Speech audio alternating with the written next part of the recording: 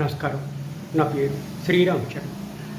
ప్రభుత్వ ఉద్యోగి వాళ్ళ ఫ్యామిలీ పెన్షన్ కానీ, ప్రావిడెంట్ ఫండ్ కానీ, గ్రాట్యుటీ కానీ, ఇంకేదైనా బాకీలు గవర్నమెంట్ నుంచి ఉంటే వాళ్ళు ఇవ్వకపోతే కన్జ్యూమర్ కోర్టుకి జ్యూడిక్షన్ ఉందా? కన్జ్యూమర్ కోర్టులో కేసు ఫైల్ చేసి ఇట్లా రికవరీ చేసుకోవచ్చా?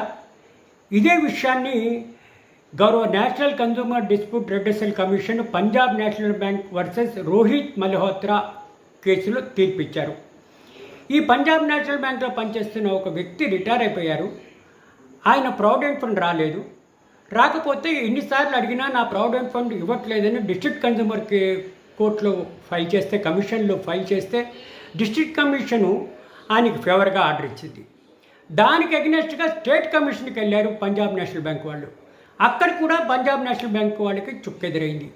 ఇంకా కాదు అనుకుని నేషనల్ కన్జ్యూమర్ కమిషన్లో కేసు ఫైల్ చేశారు బ్యాంక్ వాళ్ళు. అసలు కన్జ్యూమర్ కోర్టుకి ఇట్లా ప్రభుత్వ ఉద్యోగి ఏదైనా ఫ్యామిలీ పెన్షన్ కానీ, ప్రావిడెంట్ ఫండ్ కానీ, గ్రాట్యుటీ కానీ బాకీలు ఉంటే ఇది కన్జ్యూమర్ కోర్టుకి పరిధి లేదు.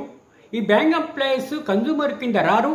ఇది తప్పించింది అంటే బ్యాంకు వాళ్ళ వాదనకి సపోర్ట్ చేస్తూ నేషనల్ కన్జ్యూమర్ కమిషను ఈ విధంగా తీర్పిచ్చింది. కరెక్టే.